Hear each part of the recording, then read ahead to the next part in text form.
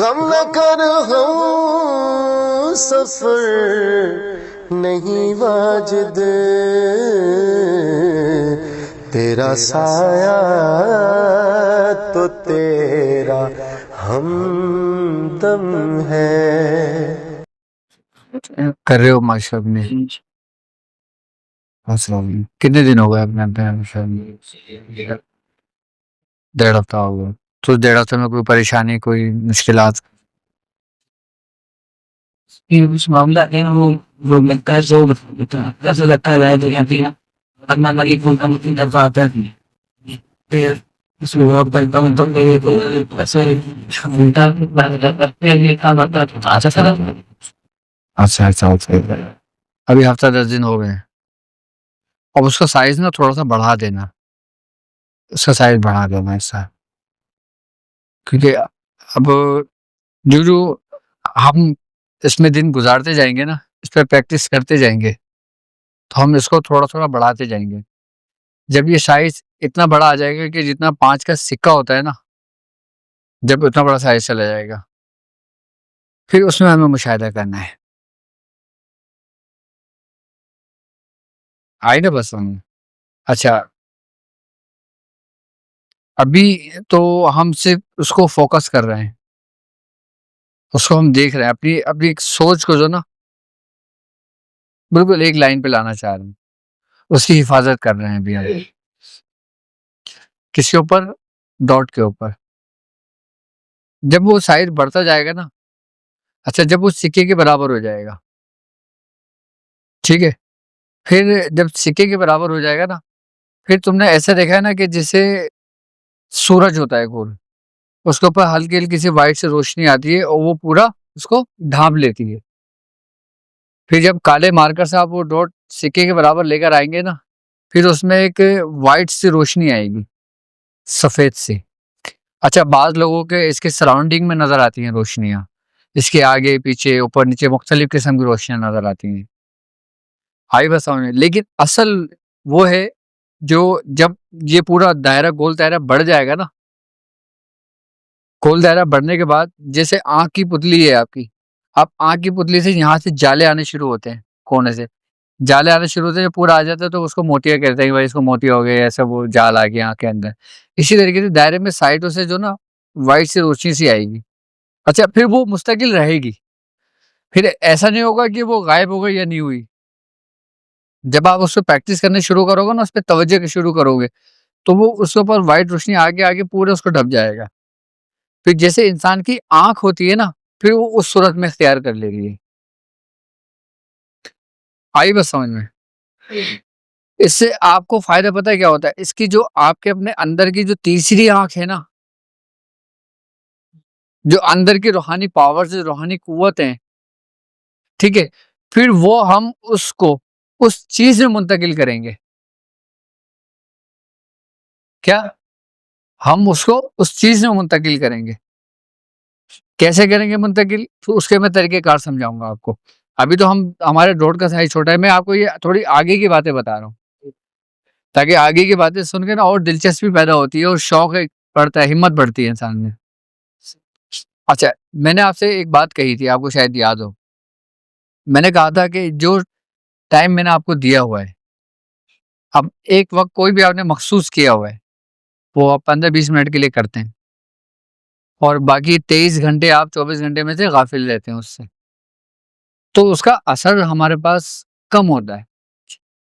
اچھا، جس چیز کو ہم اپنی عادت بنا لیتے ہیں نا، جس چیز کو ہم اپنی عادت بنا لیتے ہیں، پھر وہ چیز ہمارے لیے اتنی آسان ہو جاتی ہے اور ہم اس کو کرتے بھی نہیں ہوتے، اور وہ ہم بے خیالی میں کر رہے ہوتے ہیں، وہ کام عادت بھی ہو جاتی ہے ہماری، سمجھ لیں۔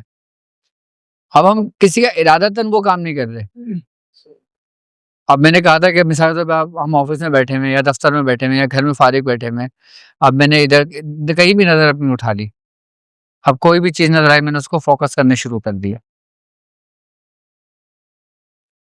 اس سے کیا ہوگا کہ ہماری ایک عادت بننی شروع ہو جائے گی۔ جب عادت بننی شروع ہو جائے گی نا، اچھا آپ جیسے اپنی عادت ڈالو گے نا، دماغ اس پیغام کو نا ایکسیپٹ کرتا ہے۔ کیا؟ ہم جو سوچتے ہیں نا، جو ہمارے دل میں وسوسہ پیدا ہوتا ہے، اچھا دیکھو دل میں تو ایک وسوسہ بھی پیدا ہوتا ہے اور ایک الہام بھی ہوتا ہے. اچھا الہام جو ہوتا ہے نا وہ اللہ تعالیٰ کی طرف سے ہوتا ہے، اور جو وسوسہ ہوتا ہے نا وہ خناس کی طرف سے ہوتا ہے. خناس کی طرف سے ہوتا ہے. اچھا خناس کیا ہے یہ؟ نہیں پتا خناس؟ میں بتاتا ہوں اس کے بارے میں. خناس بیسیکلی شیطان کی ذریت ہے، شیطان کی اولاد ہے. ہم۔ ایک واقعہ ایک ہمارے میاں حضور نے سنایا تھا، ہمیں بتایا تھا اس کے بارے میں کہ جب حضرت آدم علیہ السلام اور اما حوا آپ جنت میں تھے تو شیطان نے جب دیکھا کہ وہ تو مردود بارگاہ ہو گیا، اور یہ جو انسان ہے جس کو اللہ تعالیٰ نے اپنا محبوب قرار دیا ہے کہ اب میں اس کو دیکھتا ہوں، میں اب اس کو گمراہ کرنے کی کوشش کرتا ہوں اور گمراہ کرتا ہوں. شیطان نے یہ ارادہ کیا اور اس نے اپنے ایک بچے کو ایک بکری کی صورت میں کیا اور اما حوا کے پاس آیا اور اما حوا سے کہا کہ یہ بکری کا بچہ ہے، اس کو تم اپنے پاس رکھو، اس کا خیال کرنا، میں ابھی کہیں جا رہا ہوں، وہ میں شام کو واپس میں اس کو لے لوں گا. کس سے کہا؟ اما حوا سے. تو آپ نے رکھ لیا. اچھا جب حضرت آدم علیہ السلام آئے، آپ نے دیکھا، آپ نے اس کو پہچان لیا. آپ نے کہا یہ کہاں سے آیا؟ تو اما حوا نے کہا کہ ایسے ایسے ایک شخص آیا تھا، وہ یہ دے کر مجھے رکھ کر گئے. تو آپ نے کیا کرا؟ آپ کو غصہ آیا، آپ نے کہا یہ شیطانی ہے. آپ نے اس کو ٹکڑے ٹکڑے ٹکڑے کیا اور پہاڑوں پہ لے جا کر پھینک دیا. کیا کرا؟ پہاڑوں پہ لے جا کر اس کو پھینک دیا. جب وہ شیطان آیا بھیس بدل کے، اس نے اما ہوا سے کہا کہ کہاں ہے میرا بکری کا بچہ؟ تو اما ہوا نے پورا واقعہ بیان کرا کہ حضرت آدم علیہ السلام آئے تھے اور انہوں نے غصے میں اس کے ٹکڑے ٹکڑے کرے اور اس کو پہاڑوں میں پھینک دیا. شیطان چلا گیا. شیطان نے کہا اچھا یہ میں اس کو سنبھال کے رکھنا. پھر بکری کی صورت اس نے اختیار کر لی، پھر وہ چھوڑ کے چلا گیا. پھر ہم آدم علیہ السلام آئے، پھر یہی واقعہ پیش آیا، آپ نے پھر اس کے ٹکڑے ٹکڑے کرے اس کو سمندروں میں پھینک دیا. پھر شیطان آیا، اس نے اما ہوا سے کہا کہاں ہے میرا بچہ بکری کا؟ تو انہوں نے کہا کہ آدم علیہ السلام اس طرح کی دفعہ. تو شیطان نے آواز دی، وہی بکری کا بچہ دوڑا چلا آیا. تو شیطان نے کہا کہ اب اس کا خیال کرنا. پھر حضرت شیطان چلا گیا. پھر حضرت آدم علیہ السلام آئے، آپ کو بہت غصہ آیا، آپ بڑے جلال آپ آئے، آپ نے اس کو ذبح کرایا، ذبح کر کے دونوں نے اس کو کھا لیا، حضرت آدم علیہ السلام اور اما حوا نے، اور کہا کہ اب یہ آواز دے کے بلائیں. اب یہ ہمارے جسم میں چلا گیا. خیر جب وہ آپ نے کھا لیا، جب شیطان آیا لینے کے لیے تو شیطان نے کہا کہ اما حوا سے کہاں ہے میرا بچہ؟ تو اما نے کہا کہ وہ تو اس طریقے سے آدم علیہ السلام نے اس کو ذبح کیا اور ہم لوگوں نے کھا لیا. تو شیطان نے کہا میں یہی تو چاہتا تھا. کیا کہ اب میری اولاد بھی آدم کی اولاد میں رہے گی. تو پھر اس کا جو جگہ جو قائم مقام دیا گیا تھا نا، پھر وہ اس کو خناس کا نام اس کو دیا گیا تھا بزرگوں نے. بڑی مستند بات ہے، یہ واقعہ ہے یہ. ہاں یہ بہت لوگ پہلی بار سنیں گے، پہلی بار سنتے ہیں یہ، اور یہ باقاعدہ خود میاں حضور کی زبانی ہم نے سنا ہے. یہ میاں حضور نے بالکل تفصیل اسی ترتیب سے یہ واقعہ بیان کیا تھا. وہ خناس ہے، وہ ان کی اولاد پیدا ہوتی ہے وہ سب خناس اس کا قائم مقام ہے نا یہ جگہ جسم کے اندر. اب وسوسے جو خیالات ہمارے دل میں آتے ہیں، نبی کریم صلی اللہ علیہ وسلم کا فرمان ہے نا، آپ نے کیا فرمایا تھا کہ شیطان جو ہے نا وہ انسانی جو دل ہوتا ہے اس سے بالکل چپکا ہوا ہے. جب انسان ذکر کرتا ہے نا تو شیطان وہ جگہ چھوڑ دیتا ہے، اور جب انسان اس سے غافل ہو جاتا ہے تو وہ اس کو اپنے قریب کر لے. دل ہے نا، ٹھیک ہے، دل یہ سمجھ لو کہ انسان کے اندر کامل بشر کے لیے اس میں اعظم کی حیثیت رکھتا ہے، کیونکہ یہ وہ جگہ ہے کہ جو اللہ رب العزت خود اس میں قائم مقام ہے. اگر اس میں نور محمدی ہے. اور اگر اللہ کے ذکر، اگر اس کے ذکر سے خالی ہے تو پھر وہ کس کا گھر ہے؟ شیطان کا. من شر الوسواس الخناس، پناہ مانگی گئی ہے کس سے؟ وسوسے سے، خناس سے. خناس کیا ہے؟ جو میں نے پورا واقعہ بتایا ابھی آپ کے، اس سے باقاعدہ پناہ مانگی گئی ہے. کیوں؟ کیونکہ انسان کو شیطان اتنا گمراہ نہیں کرتا جتنا وہ خناس کرتا ہے، جو ہمارے جسم کے اندر موجود ہے، اور جس نے نفس کو اپنے کنٹرول میں کیا ہوا ہے. کیا؟ جس نے اپنے نفس کو کنٹرول میں کیا ہوا ہے. یہ سمجھ لو کہ یہ ایک ایسا دروغہ ہے، دروازے پر اس کی ڈیوٹی لگی ہوئی ہے کہ یہ کسی کو دروازہ کھولنے نہیں دیتا، اس کو گمراہ کرتا ہے. وہ ہے خناس. اگر آپ نے اس دروغہ کو پکڑ لیا، اس کو باندھ دیا، اس کو ختم کر دیا، اور پھر جب دروازہ کھلے گا تو پھر دروازہ کہاں جائے گا؟ تمہارے قلوب کے راستے پہ، تمہارے دلوں کے راستے میں. بزرگان دین اتنی ریاضت جب کرتے تھے، اتنی ریاضت کرواتے تھے، اتنی نفس کشی کراتے تھے، چلے کراتے تھے، اور باقاعدہ حکم دیا کرتے تھے کیا کہ اس پرہیز، اس احتیاط کے ساتھ آپ نے یہ عمل کرنا ہے. وہ کیا کسی چیز کو حاضر کرنے کے لیے کیا کرتے تھے؟ وہ آپ کی اپنی اصلاح کرتے تھے. وہ نفس کشی کرانے کا مقصد کیا ہوتا تھا؟ کہ آپ اپنی حقیقت کو پہچانے، خود ہی کو پہچانے اپنی، کہ اللہ رب العزت نے آپ کو جو بنایا ہے وہ کس اعلی شان سے بنایا ہے، آپ کو کس احسن طریقے پہ آپ کو بنایا ہے.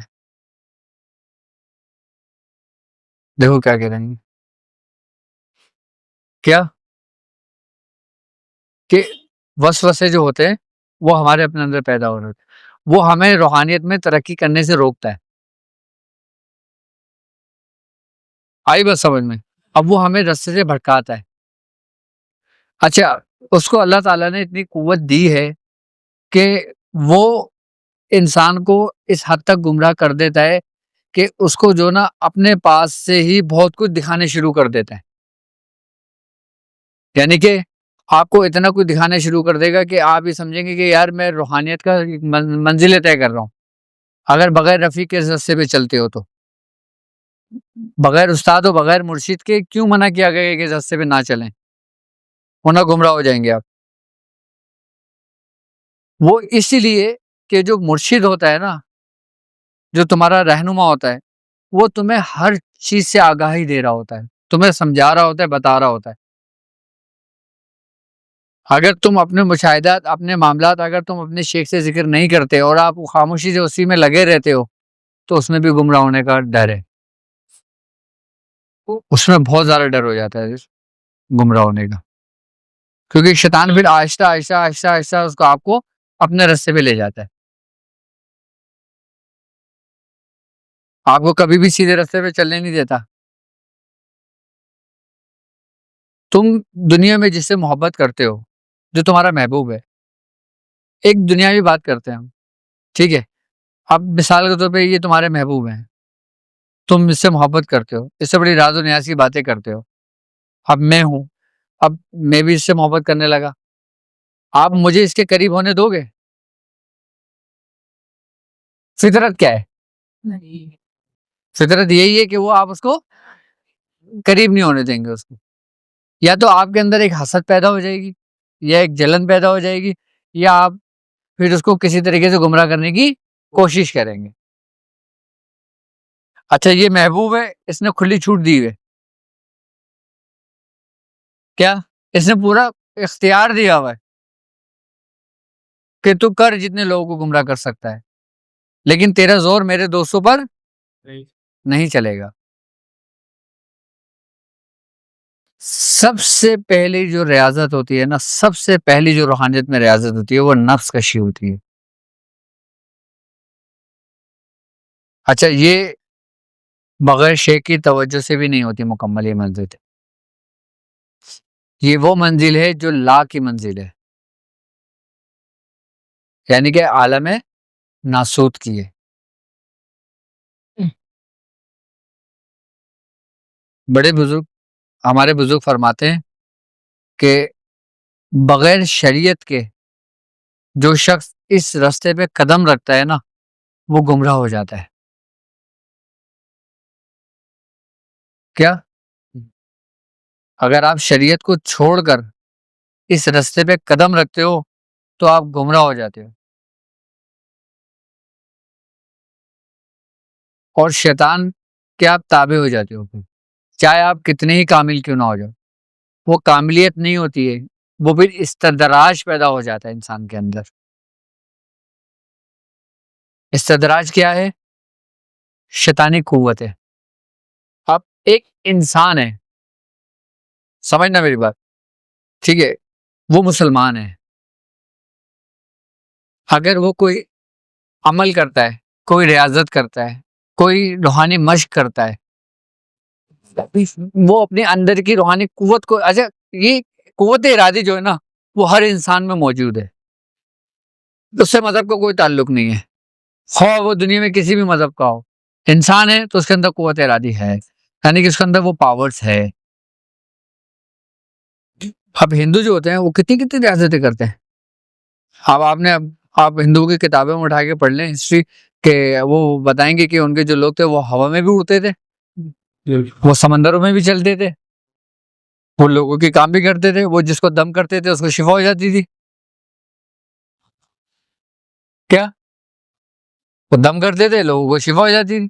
تو کیا وہ حق پر تھے؟ کیا وہ حق پر ہیں؟ وہ ان کی اپنی اندر کی قوت ہوتی ہے، اندر کی جو روحانی قوت ہوتی ہے نا یہ اس کے ذریعے وہ کام لیتے ہیں. اچھا جب ہم کسی چیز پہ ریاضت کرتے ہیں نا تو پھر ہمارا اس کے اوپر آہستہ آہستہ کنٹرول ہونے شروع ہو جاتا ہے. کیا آہستہ آہستہ ہمیں اس چیز پہ کنٹرول ہونا شروع ہو جاتا ہے.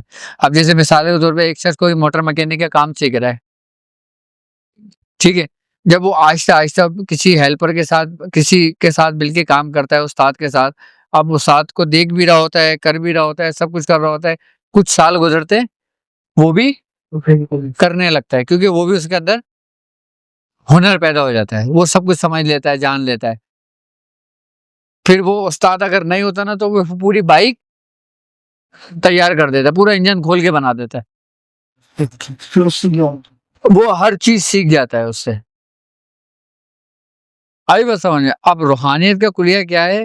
کہ روحانیت کا کلیہ یہ ہے کہ اللہ تبارک تعالیٰ قرآن میں کہتا ہے کہ لیس للانسان الا ما سعی، کہ انسان کو وہی کچھ ملتا ہے جس کی وہ کوشش کرتا ہے. اب یہاں جو لفظ آ رہا ہے نا یہ انسان کا آ رہا ہے، کہ یعنی کہ انسان جو کوشش کرے گا اس کی محنت ضائع نہیں جائے گی، چاہے وہ کسی بھی مذہب سے تعلق رکھتا ہو. اب میرے کئی شاگرد ہندو بھی ہیں، عیسائی بھی ہیں. اب وہ کہتے ہیں کہ ہم روحانی مشق کر رہے ہیں، ہمارے اندر یہی کیفیتیں پیدا ہو رہی ہیں. کیا کہ ہمارے اندر یہی کیفیتیں پیدا ہو رہی ہیں. اب ہم کیا کریں آگے؟ وہ قوت ارادی ہی جاگ رہی ہے، وہ اندر کی قوت ہی جاگ رہی ہے جس کو ہم جو چاہ رہے کرنا. ہمارا مقصد، مین فوکس یہی ہے نا اس مشق کرانے کا، یا کچھ اور ہے؟ یہی ہے نا کہ انسان کی اندرونی پاورز جاگے، قوت جاگے. جب پاور قوت جاگے گی نا پھر ہم اس کو کنٹرول کریں گے. پھر ہم اس کے، ابھی تو یہ روحانی مشق تو ایک چھوٹی سی ایک مشق ہے، یہ تو اس کی ابتدا ہے. ابھی آئی بات سمجھ میں؟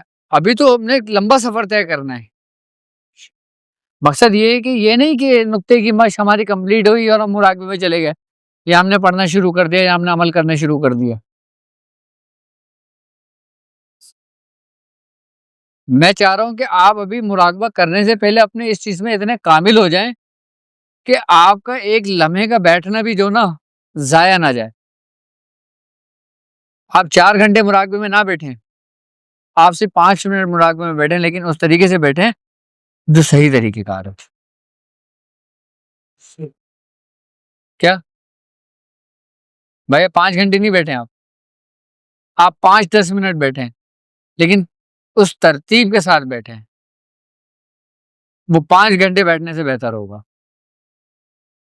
ابھی جب مشق ہماری، ہم اس سے تھوڑا اسٹیپ سے بڑھیں گے نا، تھوڑا جب یہ دائرہ ہمارا 5 کے سکے کے برابر ہو جائے گا، آئی بس سمجھ میں. پھر اس کے بعد وہ جو کیفیت میں نے بتائی ہے نا، جو سفید سی روشنی ہوتی ہے، وہ اس کو اپنے اندر ڈھانپ لے گی. جب یہ ڈھانپ لے گی نا، آئی بس سمجھ میں. اس کے بعد پھر ایک میں نے جو کیا تھا، میں اس کی آگے کی بات ایسی بتا دیتا ہوں آپ کو. ہمارے میاں حضور نے جو نا، جو دھاتیں ہوتی ہیں نا، دھات جو کہلاتی ہے، جیسے لوہا ہو گیا، تانبا ہو گیا، اور پیتل ہو گیا، سکہ ہو گیا، چاندی ہو گئی، آئی بس سمجھ میں. اس کو ریشو بتایا تھا، آئی بس سمجھ میں، کہ اتنا اتنا ہی لینا ہے. اور اس سے ایک پتری بنوائی تھی، جیسے ایک چادر ہوتی ہے نا، ایسی چادر بنا کے، اور اس کو پوری گول کے اندر ایک پتری بنا دی تھی، جو تقریباً اتنے بڑی بنی تھی، اس پیپر کے سائز پتری بنائی تھی. وہ پوری گولائی میں تھی، آئی وہ سمجھ میں. اور اس کے اوپر کچھ لکھوایا تھا، جو سائٹوں میں لکھوایا تھا پورا. اور بیچ کا جو گول دائرہ تھا نا، جو 5 کے سکے کے برابر تھا، اب اس سے یہ بڑا تھا. کیا تھا؟ اس سے بڑا سائز تھا. لیکن ابتدا ہم روحانی مت سے ہی چلے تھے، یہ میں بات کی بات بتا رہا ہوں آپ کو، 2-3 اسٹیپ گزرنے کے بعد. ابھی پڑھائی نہیں کر رہے تھے، پڑھائی تو کرتے تھے، اس کے بعد میں یہ کام کرتے تھے. میں نے کہا تھا ابھی صرف اپنے توجہ کرنی ہے تم نے، بس اب اپنی روحانیت کا استعمال کرنا ہے. دیکھو، جب تک تم کوئی چیز حاصل کر لو اور تمہیں اس کا استعمال کرنا نہ آئے تو تمہارے لیے بیکار ہے. اب تم نے روحانیت تو حاصل کر لی، اب تمہیں اس کا استعمال کرنے کا طریقہ کار نہیں آتا تو تمہارے لیے کیا ہے؟ بیکار ہے. ثواب کے لیے تو روحانیت حاصل نہیں کی جاتی نا. کیا جب وہ دھاتوں کی پتری بنائی اور اس میں کچھ اسم لکھوائے اور بیچ کا وہ کھانا چھوڑ دیا، اس میں کہا تھا کہ کالے مارکر سے نا اس کو پھیر کے نا اس کو پورا ڈارک کر لو، کہ صرف جو گول دائرہ ہے نا اندر کالے کا، صرف وہ باہر نمایاں ہو. آئی بات سمجھ میں. اس کے بعد وہ جو پتری جو تیار کری تھی ہم نے، اس میں تقریباً مجھے 40 دن لگے تھے. بڑی محنت سے بنائی تھی، وہ پتری تیار کری تھی.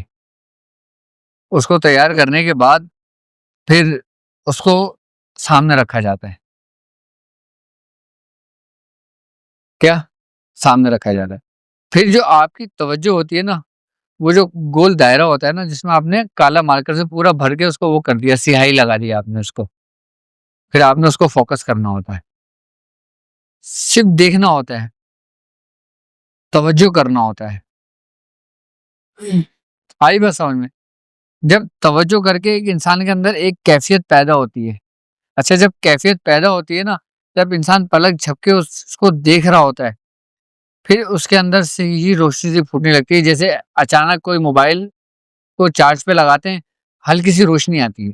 جب موبائل بالکل ڈیتھ ہوتا ہے، موبائل جب بالکل بند ہوتا ہے نا، جب آپ اس کو ہلکے سی پن لگاتے ہو نا، تو کیا ہوتا ہے؟ ہلکی ہلکی سی روشنی آنی شروع ہوتی ہے. اور جو وہ چارج ہوتا رہتا ہے، موبائل پورا ایکٹیو ہو جاتا ہے، پورا روشن ہو جاتا ہے. اسی طریقے سے آپ کی جو توجہ ہے نا، یہ پن ہے. پھر جب آپ اس پہ توجہ کرتے ہو نا، تو پھر آپ اس کو جب ایک طریقے، ایک زاویے کے حساب سے اس کو جب دیکھتے ہو اور اس پہ وہ کام کرتے ہو، تو پھر اس میں سے روشنی نکلنے شروع ہوتی ہیں. کس کے اندر سے؟ پھر سراؤنڈنگ میں نہیں ہوتی, اس کے ارد گرد نہیں ہوتی, پھر اس گول دائرے, اچھا اس گول دائرے کے اندر ہی سب کچھ ہوتا. کیا اس گول دائرے کے اندر ہی سب کچھ ہوتا ہے؟ اچھا پھر اس گول دائرے کے اندر ہی آپ کو پھر سب کچھ ظاہر ہوتا ہے, سب کچھ نظر آنا شروع ہوتا ہے. کیا تو اس میں نظر آتا ہے, اور پھر آپ وہ بھی اس میں دیکھتے ہو جو آپ چاہتے ہو. اب مثال کے طور پر ایک شخص آیا, وہ شخص یہ کہتا ہے کہ میرے بارے میں چیک کریں کہ کسی نے مجھ پہ جادو تو نہیں کیا, یا مجھ پہ کوئی اثرات تو نہیں ہے, یا مجھ پہ کوئی آسیب تو نہیں ہے, کیا یا میں بیمار ہوں تو وجہ کیا ہے. آئی بس سمجھ میں؟ آپ نے وہ تیار کری ہوئی آپ کی محنت ہے, آپ نے وہ پتری نکالی روحانی, آپ نے سامنے رکھا, آپ نے توجہ کرنی شروع کری, آپ کو اس میں سے جواب ملنا شروع ہوا. سب صورت ارادی سے یہ سب قوت ارادے سے ہو. کوئی وظیفہ نہیں ہے, کوئی کچھ نہیں. آپ روحانیت کو کیا سمجھتے ہو؟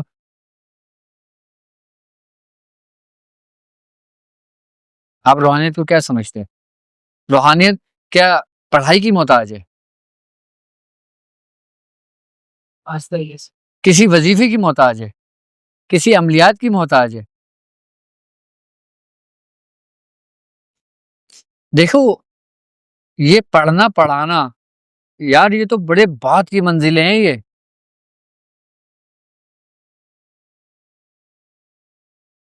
آپ کیا پڑھ رہے ہو آپ کو پتہ ہے؟ اپنے رب کا کلام. جب تک تم اپنے رب کے کلام کو سمجھو گے نہیں تو تم پڑھو گے کیسے؟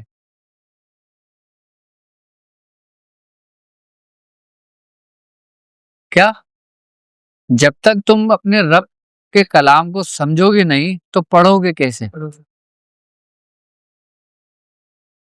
اب حضرت علی رضی اللہ تعالیٰ عنہ فرماتے ہیں کہ میں قرآن کی کوئی آیت پڑھتا, جب تک میں وہ اس کا حقیقت, اس کی معرفت, اس کی روحانیت اپنے رب کے زبان سے نہیں سن لیتا, میں اس کو مکمل نہیں کرتا, آگے نہیں بڑھتا.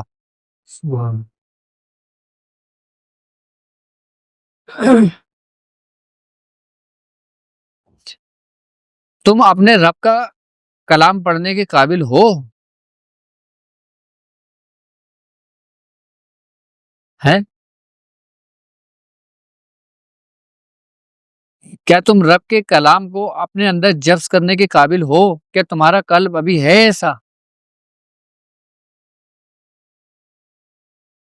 کیا رب کی روحانیت کو, جو کلام تم پڑھ رہے ہو, اس کی تجلی اپنے قلب پہ برداشت کر سکتے ہو؟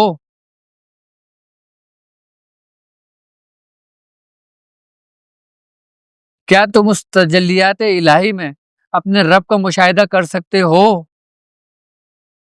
تو پڑھو, کرو.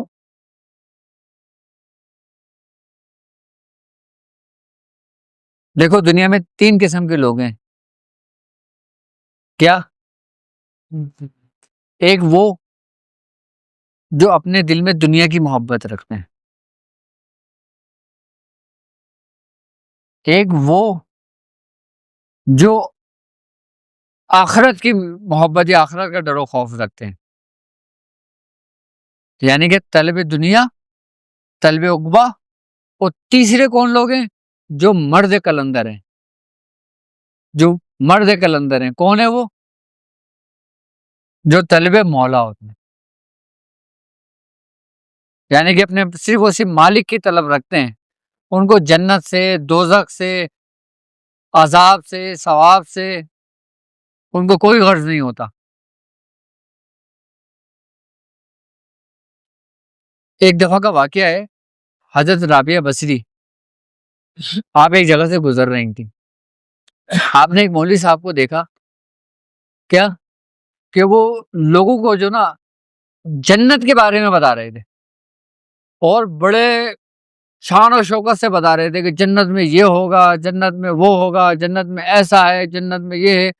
تو رابعہ بصری جب گزری آپ کے کان میں یہ آواز آئی، آپ ٹھہر گئی، آپ رکی، آپ نے اس شخص کو دیکھا، کیا کہا کہ مولانا اپنے رب سے ڈرو. کیا آپ نے رب سے ڈرو. تو اس مولانا نے کہا ارے وہ دیوانی جا اپنا کام کر. تو آپ نے رابعہ بصری نے فرمایا کہ اگر تو جنت کی لالچ میں یہ لوگ عبادت کرنے پہ لگ جائیں تو ان کی عبادت ان کے منہ پہ مار دی جائیں گی. کیا اگر یہ جہنم کے خوف سے عبادت کرنا سیکھتے ہیں تو یہ جہنم میں ڈالے جائیں گے، اور اگر یہ صرف و صرف اپنے مالک کے لیے کرتے ہیں تو وہ ان کو اپنے دیدار سے محروم نہیں رکھے گا. حضرت رابعہ بصری فرماتی ہیں کہ اگر جنت میں تمہیں تمہارے رب کا دیدار میسر نہ ہو تو وہ تمہارے لیے قید خانہ ہے، وہ جنت تو نہیں رہی. جنت تو خالی عیش و عشرت آسائش کا نام ہے نا.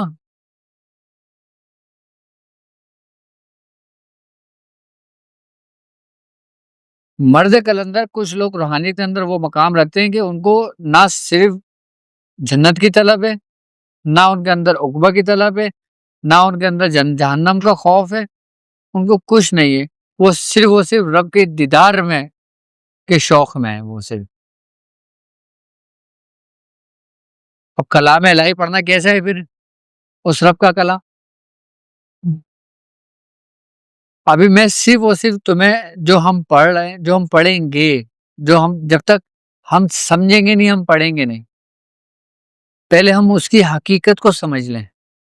اچھا میں آپ کو ایک بات اور بتاؤں. اب روحانی مشق جو ہے نا، اب مثال کے طور پہ 10 لوگ ہیں. کیا اچھا کچھ لوگ دنیاوی مقاصد کے لیے کام کرتے ہیں اور کچھ لوگ روحانیت کو حاصل کرنے کے لیے کام کرتے ہیں، اور جو تیسرے لوگ ہیں نا ان کو نہ کوئی دنیاوی مقصد ہوتا ہے نہ روحانیت کا کوئی مقصد ہوتا ہے. وہ صرف اس جستجو میں ہوتا ہے کہ ہم اپنے محبوب کو کب دیکھیں گے، ایک اضطراب میں ہوتے ہیں.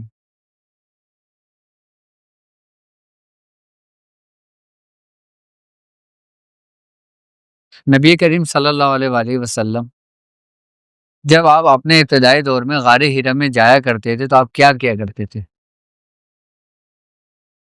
اس وقت تو کوئی کلام نہیں اترا تھا، کوئی قرآن پاک نہیں اترا تھا. ابتدا سرکار دو عالم صلی اللہ علیہ وآلہ وسلم سے ہے اس کی. کہاں سے؟ تو ہم کس کے راستے پر ہیں؟ آپ صرف غور و فکر کرتے تھے، آپ کچھ نہیں پڑھتے تھے. کیا آپ غور و فکر کرتے تھے، آپ صرف مراقب ہو کے بیٹھ جایا کرتے تھے اپنے رب کی کلام کرنے کے اس سے. اور جب وہ وقت آیا تو کلام جب ہوا تو پھر کیسا کلام ہو؟ نبی کریم صلی اللہ علیہ وآلہ وسلم کی پوری زندگی ہمارے لیے جینے کا ایک بہترین طریقہ ہے. آئی بس سمجھ میں؟ روحانیت کی ابتدا جو ہے ہم لوگ جو کر رہے ہیں نا، ہم لوگ یہ بالکل اس ابتدائی دور سے کر رہے ہیں، اور اس کو اتنی ابتدا سے کر رہے ہیں کہ جو سمجھ لو کہ اس کی ابتدا ہی یہی ہے. اب میں آپ کو پڑھنے کے لیے دے دوں کچھ، آپ اپنی تعداد پوری کرو گے، آپ کو اس کی اہمیت کا پتہ ہے لیکن آپ نے تعداد پوری کرنی ہے اس کی.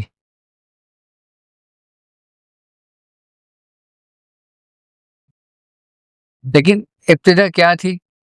پہلے سوچا، پھر غور و فکر کیا، پھر مراقبے میں بیٹھ گئے. یہ وہ طریقہ کار ہے جو سرکار دو عالم صلی اللہ علیہ وآلہ وسلم کا تھا. یہ ہمارے بزرگوں نے سینہ بسینہ سے چلایا تھا، کہ سمجھ لو کہ ایسا تھا کہ جیسے چھوٹے بچے کی ہم تربیت کر رہے ہیں، اور ہم سب ابھی چھوٹے بچے ہی ہیں. اور اگر اسی ترتیب سے اس کی تربیت ہو کہ جسے بزرگوں نے کری ہے تو پھر وہ کس منزل سے جائیں گے وہ لوگ؟ اگر تم ان لوگوں کو پڑھنے کا اتنا شوق ہے تو پڑھو، میں تمہیں بتاتا ہوں پڑھنے کے طریقے، میں تمہیں سارے رستے سکھاتا ہوں، سارے رستے سمجھاتا ہوں، لیکن پھر مجھ سے یہ نہیں کہنا کہ ہم نے صرف تعداد پوری کی ہے۔ پہلے اس چیز کو سمجھو، غور و فکر کرو۔ آئی بس میں انسان جو ہے نا اپنے تصور سے کیا اپنے تصور سے پوری کائنات کو تخلیق کر سکتا ہے۔ یہ بات مجھے کرنی نہیں چاہیے، لیکن میں تمہیں صرف ایک اہمیت بتانے کے لیے یہ بات کر رہا ہوں۔ کیا کر سکتا ہے؟ اپنے اندر، کیونکہ اس کے اندر پوری کائناتیں موجود ہیں۔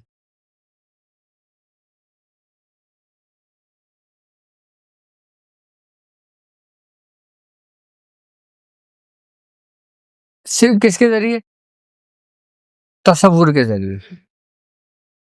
اب تصور کی اس سب سے بڑی مثال حضرت سلیمان علیہ السلام کا دربار دیکھ لو آپ، کہ جو آصف بن برخیہ آپ نے ملکہ بلقیس کا جو تخت منگایا تھا وہ کوئی پڑھ کے منگایا تھا کیا؟ آپ نے کوئی چلہ کرا تھا 40 دن کا کیا ہے؟ یا آپ نے سورہ اخلاص پڑھی تھی کیا؟ کیا تھا وہ جو حضرت سلیمان علیہ السلام نے اپنے دربار میں کہا، جو بہت دیو ہیکل جن تھا، اس سے کہا کہ تم ملکہ بلقیس کا تخت کب تک لے آؤ گے میرے پاس؟ وہ جو اپنے عروج تھی اس کی طاقت، اس نے کیا کہا تھا، حضور آپ کا جو دربار برخاست ختم ہونے سے پہلے میں تخت لے آؤں گا۔ آپ نے کہا نہیں، بہت دیر ہو جائے گی۔ کس نے کہا؟ حضرت سلیمان علیہ السلام نے۔ آپ کے ہی دربار میں ایک شخص بیٹھا ہوا جن کا نام تھا آصف بن برخیہ، جو حضرت داؤد علیہ السلام کے وزیر تھے، جس کے بارے میں اللہ تعالیٰ قرآن میں کہہ رہا ہے کہ ہم نے اسے کتاب کا علم عطا کیا تھا۔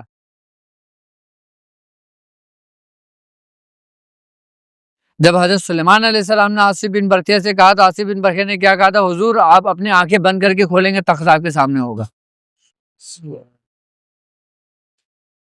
تم تصور کو کیا سمجھتے ہو؟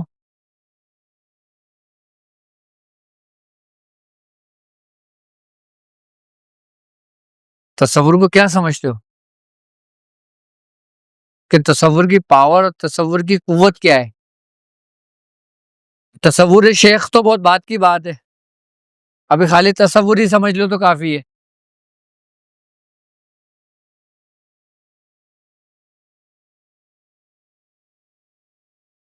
کچھ لوگ ہیں جو اس میں ذات کا تصور کرتے ہیں، تصور۔ کچھ لوگ ہیں جو اس سے محمد کا کرتے ہیں، کچھ لوگ ہیں جو اپنے شیخ کا کرتے ہیں، اور کچھ ہوتے ہیں جو کچھ بھی تصور نہیں کرتے لیکن وہ تصور میں گم ہوتے ہیں۔ علامہ اقبال کا ایک شعر ہے، وہ کہتا ہے کہ کافر کی یہ پہچان کہ وہ افلاک میں گم ہے۔ کیا؟ کافر کی یہ پہچان کہ وہ افلاک میں گم ہے، مومن کی یہ پہچان گم اس میں ہے آفاق۔ یعنی کہ مومن کے اندر سب کچھ گم ہے۔ اگر آپ تصرف کو دیکھیں نا، تصور کو دیکھیں آپ، تو ہماری ابتدا ہی یہی ہے مسلمانوں کی۔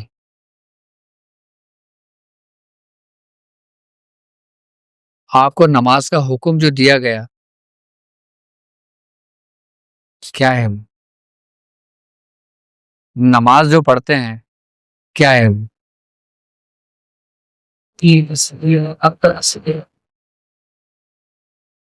مذہب کا ہی تصور ہے نا۔ وہی نہیں آتا، باقی دنیا میں کس طرح تصورات آتے ہیں وہی نہیں اس کی وجہ کیا ہے؟ اس کی وجہ ہے کہ آپ اس کو جانتے نہیں ہو۔ آپ جس کو جانو گے نا وہی آئے گا، آپ اس کو پہچانتے نہیں ہو۔ آپ جس کو پہچانو گے وہی آپ کے تصور میں آئے گا، جبکہ وہ تمہارا رب تم سے کہہ رہا ہے میں تمہارے گمان کے مطابق ہوں، کہ تم مجھ سے جیسا گمان کرو گے نا میں ویسا ہی ہوں تمہارے لیے۔ اب وہی بات ہے نا کہ جس نے پہچانا اپنے نفس کو، اس نے پہچانا اپنے رب کو، پوری روحانیت اس کے اندر چھپی ہوئی ہے۔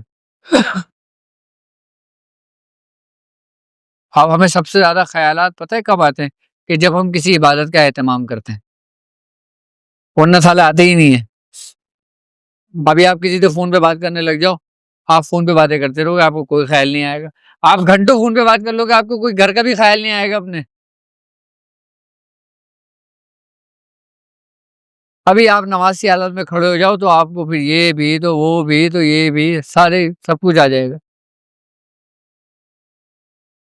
دیکھو پڑھنا ایک الگ چیز ہے، تصور کرنا ایک الگ چیز ہے۔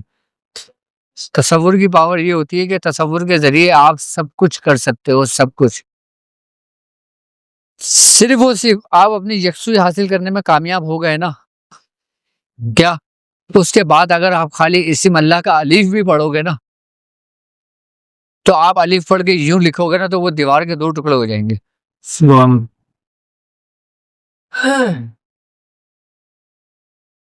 کسی ایک چیز پہ محنت کر لو، کسی ایک چیز پر، لیکن پھر اس میں گم ہو جاؤ۔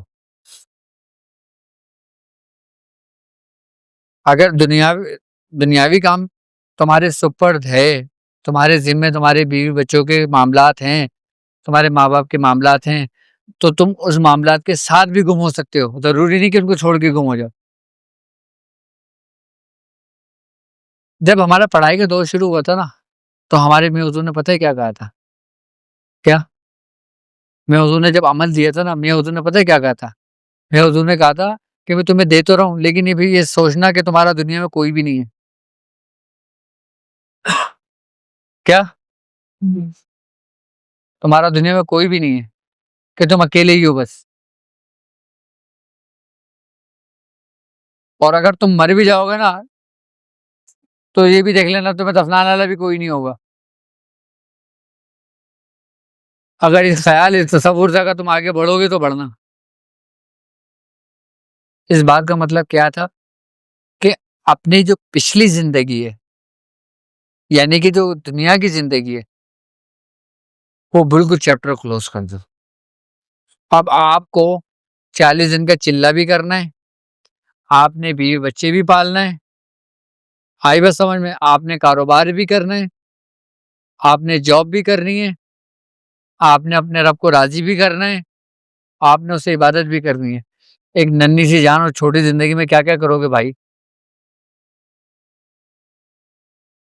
ایک ایسا کام کر لو جو میں بتا دیتا ہوں۔ کیا وہ شاعر کہتا ہے کہ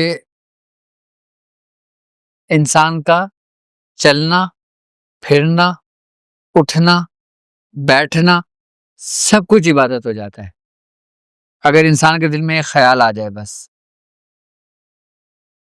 کیا وہ شاعر کہتا ہے کہ اب انسان کچھ اور ہی ہماری نظر میں ہے۔ کیا اب انسان کچھ اور ہی ہماری نظر میں ہے جب سے سنا ہے یار لباس بشر میں ہے۔ اب آپ سب سے زیادہ دھوکہ کس کو دیتے ہو؟ سب سے زیادہ جھوٹ کس سے بولتے ہو؟ چاہے دنیاوی تھوڑے سے مقاصد کے لیے آپ کیا کر رہے ہو؟ آپ اپنے رب کو کہاں ڈھونڈ رہے ہو؟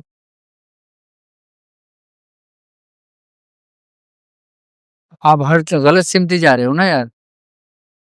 آپ اپنے آپ کو کیوں نہیں سمیٹ لیتے؟ اب جس چیز کا تمہیں تمہارے استاد نے حکم دے دیا تم یہ سمجھ لو کہ اس کا حکم تمہارے لیے امر ہے، کس کا درجہ رکھتا ہے، تو تم کامیاب ہوگے۔ ابھی تمہارے استاد نے بولا کہ تم صرف یہ کرو، اب تم بولو بھائی یہ تو میں 5 سال سے کر رہا ہوں، اب آگے کا مجھے بتاؤ، یہ تو میں 10 سال سے کر رہا ہوں، آگے کا بتاؤ. جیسے قوموں نے جو دریا تھا بھائی جو شخص اپنے خواہشات، اپنے معاملات، اپنا سب کچھ اپنے شے کے سپرد نہیں کر دیتا نا، اس وقت تک کامل نہیں ہو سکتا. اچھا یہ ایک بڑے مزے کی بات ہے یار، کہ ابھی میں نے کلام الہی کی تمہیں بات بتائی تھی کہ اس کے پڑھنے کا کیا کمال ہونا چاہیے، کیا درجہ ہونا چاہیے. اب جو طریقہ میں بتا رہا ہوں نا، اب اس طریقے سے ہر کوئی اس طریقے سے نہیں پڑھ سکتا. کیا نہیں کر سکتا؟ اب جو دوسرے لوگ پڑھ رہے ہیں، وہ چاہے اپنے شیخ کی محبت میں پڑھ رہے ہیں، اپنے دنیاوی مقاصد کے لیے پڑھ رہے ہیں، اپنے کسی معاملات کے لیے پڑھ رہے ہیں، تو کیا ان کا پڑھنا بیکار ہے؟ نہیں، ان کا پڑھنا ہرگز بیکار نہیں ہے. اس سے ان کو ثواب ملے گا، ان کے ظرف کے حساب سے، ان کی نیتوں کے حساب سے اس کی روحانیت ان کو ملے گی. اس کی مثال ایسے، فرعون جو تھا نا، فرعون وہ ایک خاص پیالے میں شراب پیتا تھا. اب دنیاوی جس نے خدائی کا دعویٰ کیا نا، اس کا واقعہ بتا رہا ہوں. فرعون نے خدائی کا دعویٰ کیا تھا نا، وہ ایک خاص پیالہ تھا اس کو اس پیالے سے بڑی محبت تھی، وہ اس پیالے میں شراب پیتا تھا. ایک دن اس کا وہ پیالہ گم ہو گیا اس کے دربار سے. اب وہ فرعون بڑا غصے میں آیا، پیالہ نہیں ملا. وہ اس کے غم میں رہنے لگا، پیالے کے، شراب نہیں پی رہا کہ میں اسی پیالے میں پیوں گا. اس کا پسندیدہ پیالہ تھا. تو اس نے اپنے دربار میں یہ اعلان کرایا کہ جس کو یہ پیالہ ملے گا نا، میں اس کو آزاد کر دوں گا، اس غلام کو میں آزاد کر دوں گا جس کو وہ پیالہ ڈھونڈ کے لائے گا. اب جی پورے دربار میں سارے لوگ لگ گئے، شہر میں منادی ہو گئی، تمام لوگ ڈھونڈنے میں لگ گئے کہ بادشاہ سلامت کا پیالہ ڈھونڈنا ہے تاکہ اس سے جان چھٹے. سب لگ گئے، دربار میں جتنے لوگ موجود تھے وہ بھی سب لگے ہوئے.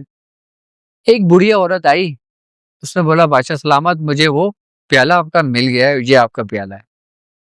تو بادشاہ نے پیالہ دیکھا، فرعون نے اس کو چوما اور کہا واہ بھائی واہ کہ میں نے تجھے آزاد کیا. اس بڑھیا نے کہا تم نے مجھے آزاد کیا؟ فرعون نے کہا ہاں میں بہت خوش ہوں، میں نے آزاد کیا. پھر بڑھیا نے کہا کیا تم نے مجھے آزاد کیا؟ بادشاہ فرعون اور خوش ہوا، اس نے کہا جاؤ جتنے بھی دربار میں جن لوگوں نے کوششیں کری نا، میں نے سب کو آزاد کیا. کیا جتنے لوگوں نے پیالہ ڈھونڈا ہے میں نے ان سب کو آزاد کیا، جو میرے درباری ہیں، سب نے کوششیں کری نا. اب اس کا وزیر بول اٹھا، وزیر نے بولا بادشاہ سلامت فرعون کیا کر رہے ہو تم، کہ تم نے ایک جو لے کر آیا خالی اس کو آزاد کر دیتے؟ تو فرعون نے بولا نہیں، میری پسندیدہ چیز تھی، اس کو ڈھونڈنے میں ان تمام لوگوں نے کوشش کی. پیالہ تو کسی ایک ہی کو ملنا تھا نا، سب کو تھوڑی ملتا، لیکن کوششیں تو سب نے کی ہے نا، تو میں نے سب کو آزاد کر دیا. اور وہ تمہارا رب جو رب الارباب ہے، جو تمام بادشاہوں کا بادشاہ ہے، جب ایک دنیاوی فرعون اپنے غلاموں کو آزاد کر سکتا ہے تو تمہارے رب کی کیا شان ہے؟ ہم تمام لوگوں کی مثالیں ایسی ہیں کہ جیسے سب نے وہ پیالہ ڈھونڈا، ملا کسی ایک ہی شخص کو تھا، ایک ہی تھا نا، ایک ہی کو ملتا. اب سب ڈھونڈنے میں لگے ہیں، سب ڈھونڈو، ہم بھی ڈھونڈ رہے ہیں، تم بھی ڈھونڈو. اب جس کو مل گیا تمہارا رب، وہ تو ایک ہی کو ملنا ہے نا، پیالہ تو ایک ہی ہے. اور یہ پیالے میں جو جام ہے نا، یہ معرفت کا جام ہے، یہ روحانیت کا جام ہے. اب وہ تمہارے سامنے رکھا ہوا ہے، لیکن تمہاری آنکھوں پہ ایک پردہ لگا ہوا ہے. تمہاری آنکھوں پہ ایک پردہ، ایک حجاب ہے جو تمہیں وہ نظر نہیں آ رہا، ہے تمہارے سامنے ہی. استاد اور مرشد کا کام کیا ہوتا ہے کہ اس پردے کو ہٹانا. ہمارے میاں حضور نے ایک واقعہ سنایا، ایک بات بتائی کہ ایک ہندو گرو تھا، تو اس چیلے کو اس ہندو گرو کے ساتھ تقریباً 30 سال گزر گئے۔ جب اس چیلے نے دیکھا کہ مجھے اس 30 سال کے عرصے میں گرو سے مجھے کوئی فائدہ نہیں ہوا، کیا مجھے کوئی فائدہ نہیں ہوا، تو میں اب کوئی دوسرا گرو تلاش کرتا ہوں، مجھے سے کوئی فائدہ نہیں ہو رہا، اس حساب سے میں کوئی دوسرا استاد تلاش کرتا ہوں۔ تو وہ اپنے گرو کے پاس آیا، وہ اپنے گرو سے محبت بہت کرتا تھا۔ اس نے گرو سے کہا، گرو مجھے اجازت دے کہ اب میں یہاں سے رخصت ہوں۔ تو گرو نے کہا، کیوں، کیا ہو گیا، کہاں جاؤ گے؟ اس نے کہا، گرو 30 سال میں مجھے کوئی فائدہ نہیں ہوا۔ تو گرو نے کہا، تجھے فائدہ نہیں ہوا؟ اس نے کہا، حضور مجھے کوئی فائدہ نہیں ہوا، میں تو جہاں سے چلا تھا میں تو وہیں کھڑا ہوں۔ تو گرو نے کہا، اچھا ہے، تو نے ہماری بڑی خدمت کی ہے، 30 سال ہمارے ساتھ ساتھ رہا ہے، کہ تجھے اس کا صلہ تو کچھ ملنا چاہیے۔ اس نے کہا، اچھا جا میری کھوٹلی میں جا، وہاں پہ ایک صندوق رکھا ہوا ہے، وہ اٹھا کے لا۔ چیلا اس کی کھولی میں گیا اور وہ صندوق اٹھا کے لے کر آیا، اس نے گرو کے سامنے رکھ دیا۔ گرو نے کھولا، گرو نے کہا، اس میں سے چھوٹا باکس نکالو۔ چیلے نے نکالا، تو گرو نے کہا، اچھا یہ چھوٹا باکس بھی کھولو۔ اس نے جب چھوٹا باکس کھولا تو اس میں ایک پتھر رکھا ہوا تھا۔ کیا تھا؟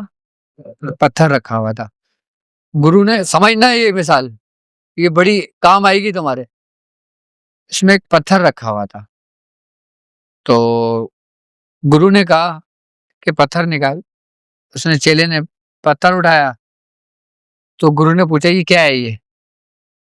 اس نے کہا، حضور یہ تو مجھے کوئی پتھر لگتا ہے۔ آپ نے کہا، اچھا کوئی لوہے کا ٹکڑا لا۔ اب وہ لوہے اٹھا کے لایا۔ گرو نے کہا، اس کو اس پہ رگڑ۔ جب اس نے اس کو اس پہ رگڑا تو وہ سونے کا بن گیا۔ ارے چیلا تو خوش ہو گیا، حضور یہ تو استاد، یہ تو پارس ہے۔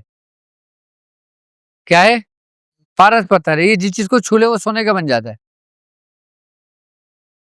اچھا یہ پارس کس میں رکھا ہوا تھا؟ لوہے کے باکس میں، جب اس نے نکالا تھا۔ تو گرو نے، چیلا بہت خوش ہوا۔ گرو نے کہا، جائے تو لے جا، تیرا حق بنتا ہے، لیکن ایک بات بتا۔ تو چیلے نے کہا، کیا؟ گرو نے کہا، یہ اس باکس میں تقریباً 30 سال سے ہی رکھا ہوا ہے، یہ باکس سونے کا نہیں بنا، تو نے ابھی لوہا اٹھایا، اس پہ رگڑا، وہ سونے کا بن گیا۔ تو نے کوئی غور و فکر کیا؟ اس نے کہا، نہیں استاد۔ اس نے کہا، اچھا وہ تو غور سے اس صندوق کو دیکھ۔ جب اس نے صندوق کو دیکھا تو اس میں کپڑے کا ایک پردی رکھی ہوئی تھی، تہ بنی ہوئی تھی۔ تو اس نے کہا، استاد اس میں تو کپڑے کی تہ ہے۔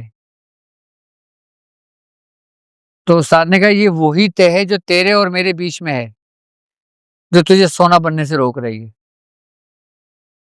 جس طریقے سے اس پارس نے اس صندوق کو سونا بننے سے روکا، اس پتری نے، اس پردے نے۔ فرمایا، یہ جو ہمارے اور تمہارے درمیان ایک حجاب ہے نا، تو اس کو اٹھا دے اور آپ مجھ میں ضم ہو جا۔ تجھے میں دنیا کے لیے نہیں، اپنے لیے تیار کر رہا ہوں۔ اس نے وہ وہیں پتھر پھینکا، وہ گر گیا حضور کے قدموں میں۔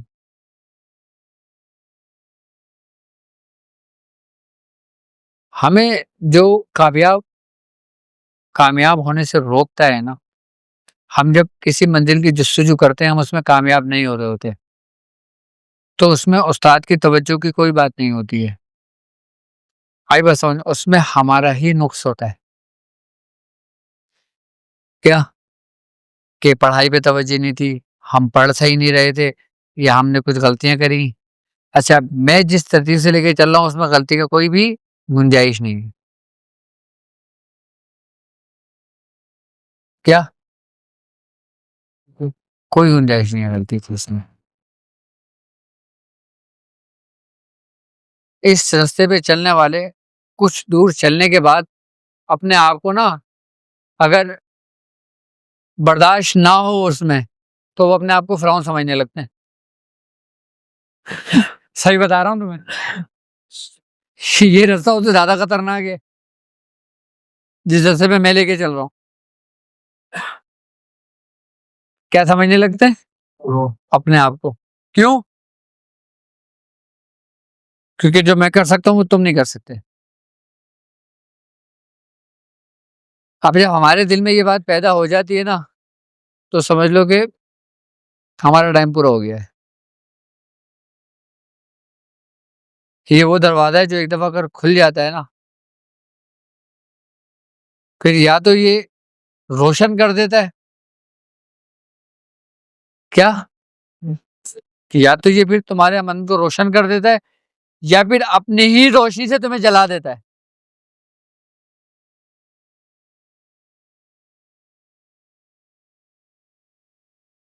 یا تو یہ روشن کرتا ہے یا پھر یہ روشنی سے ہی جلا دیتا ہے. اب تم اس کمرے میں جتنی روشنی ہے تم اتنا برداشت کرو گے. ابھی یہ بلب سامنے لگا ہوا ہے، ٹھیک ہے، میں اس کو اپنے حساب سے جتنی برداشت کر سکتا ہوں میں کروں گا. اس کے بعد اس کی تھوڑا سا اور بڑھا دو، نہیں کر سکتے. اور بہت زیادہ روشنی کر دو تو آپ تو دیکھ ہی نہیں سکتے روشنی کی طرح. ابھی جتنی کم سے کم ہوتی جائے گی آپ آسانی کے ساتھ اس کو دیکھتے رہو گے. جو یہ بڑھتی جائے گی آپ کی آنکھوں میں اندھیرا آنا شروع ہو جائے گا.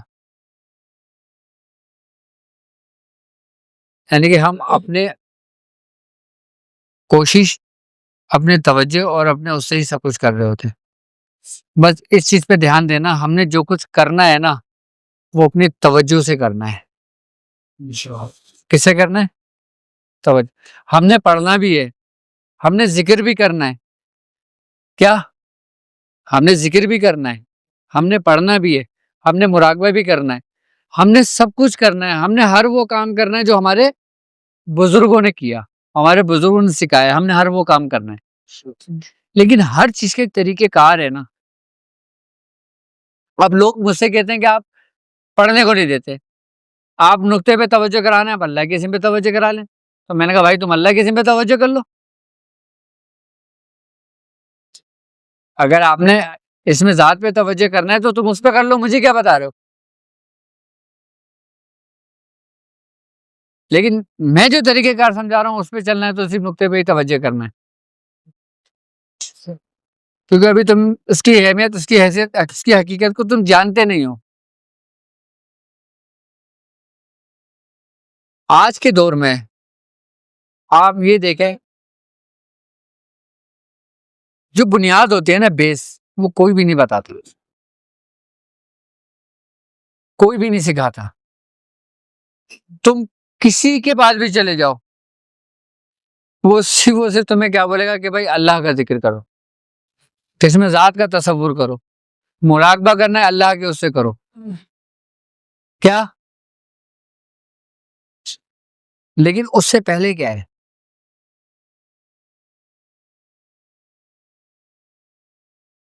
سر ہم نے اپنے بزرگوں کے راستے پہ ہی چلنا ہے اور الحمدللہ ہم اسی راستے پر ہیں. جو یہ طریقہ کار ہے نا میاں، یہ وہ طریقہ ہے جو بزرگ نا بہت خاص خاص لوگوں کے لیے چنتے تھے. کیا ایک مرشد کے اگر 100 طالب علم ہے نا تو وہ یہ طریقہ کار جو نا مخصوص لوگوں کے لیے چنتے تھے اور ان سے یہ کام ابتدائی دور سے کرواتے تھے اور باقی سب کو لگا کے رکھتے تھے پڑھو.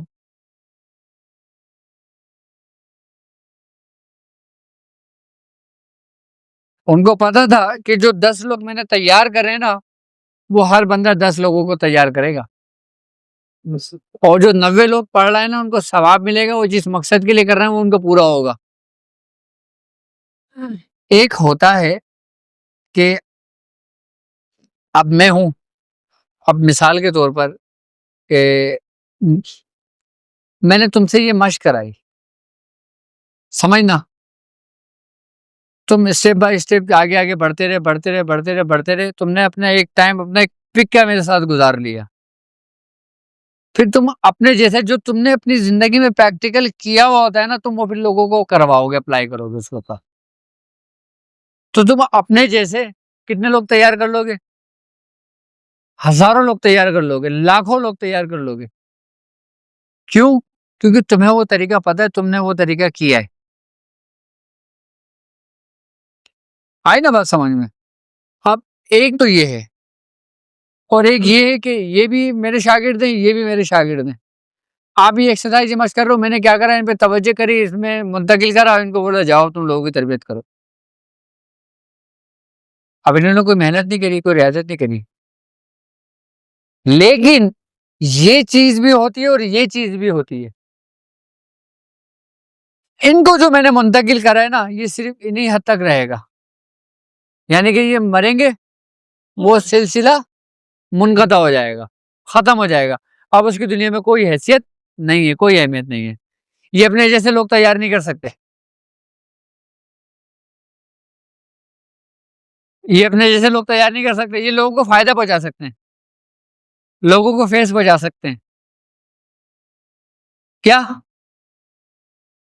لوگوں کی کام کر سکتے ہیں، لیکن یہ لوگ تیار نہیں کر سکتے.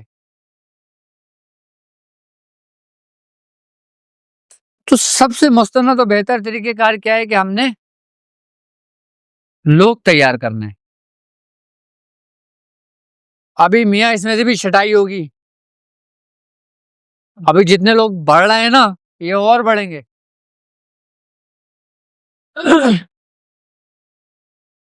کیا جو کسی دنیاوی مقصد کے لیے آئے گا نا، وہ چلا جائے گا.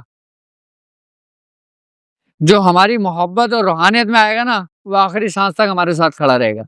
اب اس میں چاہے 5 بچے، چاہے 10 بچے، چاہے 1 بچے، ہمیں بھی وہ عزیز ہے. عزیز تو سب ہیں، لیکن ایک ایک ہوتا ہے پھر. بس یعنی کہ آپ کے اندر جو چیز منتقل ہوئی نا، پھر وہ آپ کی حد تک محدود رہے گی، پھر آپ اس کو آگے منتقل نہیں کر سکتے. آپ کا فیض ختم ہو گیا مرنے کے بعد. لیکن آپ نے ایک ریاضت کری، ایک محنت کری ہے، سب کچھ کرا ہے، پورے اسٹیپ بائی اسٹیپ چلیں، بالکل اسی ترتیب سے چلیں، تو آپ اپنے جیسے 10 لوگ تیار کر لو گے.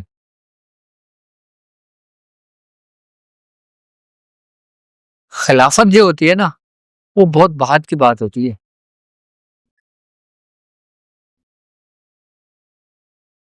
پہلے مرید کی تربیت ہوتی ہے، اس کی اصلاح ہوتی ہے، اس کے بعد جا کے پھر وہ بہت بات کے منزل آتی ہے. میاں حضور نا، میں آپ کو بات بتاؤں اب آپ کو، میاں حضور پہلے مرید بھی نہیں کرتے تھے. ہمارے سامنے کی بات ہے، لوگ آگے بولتے تھے میاں مرید کر لو، میاں بولتے تمہیں اتنی جلدی کیا ہے، کر لوں گا. ابھی رکو، پہلے تم بیٹھو میرے ساتھ، میری محفل میں بیٹھو، مجھے دیکھو، سمجھو، کیونکہ مرید ہونا کوئی اتنا آسان تھوڑی ہے. کوئی نہیں کرتے تھے، بہت کم کرتے تھے. خلافت تو بہت دور کی بات ہے. کیا خلافت تو بہت دور کی بات ہے، مرید نہیں کرتے تھے میاں.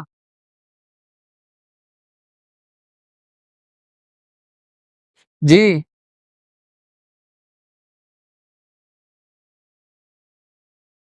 میری اپنی بات ہے، مجھے باہر ہوئی تجھے کیا ضرورت؟ کیا میری اپنی بات ہے، مجھے باہر ہوئی تجھے کیا ضرورت؟ ہاں، جب وقت آیا بلانا. 98 میں جب میں اس رستے پر آیا تھا نا، تو میں نے میاں سے کہا تھا کہ مجھے مرید کرنے کا. نہیں کرا تھا. پتہ ہے کب کرا تھا مرید؟ میرے خیال سے مجھے شاید 4 سال کے 3 سال کے بعد کیا تھا، 5 سال کے بعد. کہا تھا پہلے اس قابل تو ہو جاؤ، مرید بنو گے. بس وہ جو اس قابل کا جو دور تھا نا، وہی ہماری تربیت کا دور تھا، 5 سال کا اصل جو دور تھا.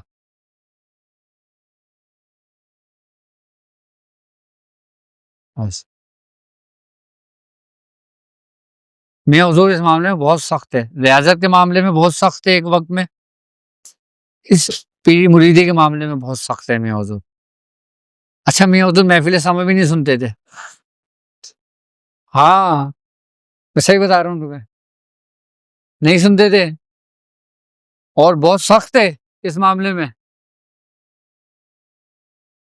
وہ جو جب دادا میاں کا اپنا آخری وقت آیا نا، وہ جب دادا میاں سے میاں حضور کی آخری ملاقات ہوئی، اس ملاقات میں کیا راز و نیاز کی باتیں ہوئی ان دونوں بزرگوں کے درمیان، یہ اللہ اور اس کا رسول جانتا ہے۔ اس کے بعد پھر میاں نے سلسلہ شروع کیا تھا، اور میاں نے کہا تھا کہ دادا میاں نے مجھے حکم دیا ہے باقاعدہ کہ اب جو میرے ذمے کام تھا نا وہ اب تمہارے ذمے۔ ورنہ میاں کی طبیعت جو ہے نا، پتہ ہے کیا ہے، میاں کے اوپر جو سلسلہ جو خاندان غالب آیا ہے نا، جو جس کا رنگ غالب آیا ہے، پتہ ہے کیا ہے؟ خاندان قادری۔ کیا ہے؟ خاندان قادری۔ اور خاندان قادری میں میاں حضور یہ سمجھ لو کہ سرکار غوث پاک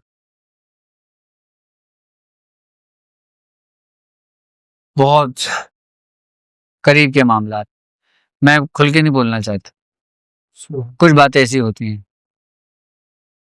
آپ کا جو فیض ہے،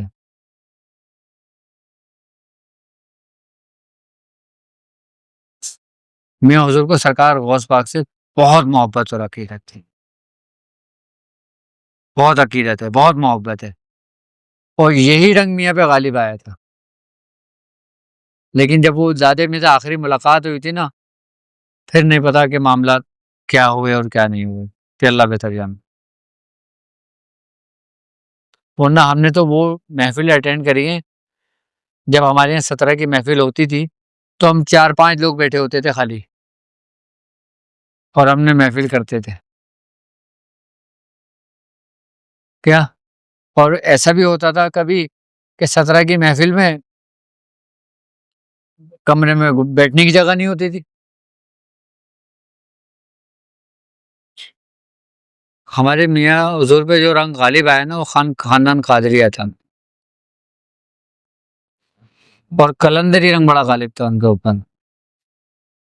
کبھی میں ذکر کروں گا تو انشاءاللہ تعالی میں بتاؤں گا کہ ظاہر میں ان کا کیا تھا اور باطن میں ان کا کیا تھا۔ انشاءاللہ تعالی کی دفعہ میں ہم اس ٹاپک پہ بات کریں گے انشاءاللہ۔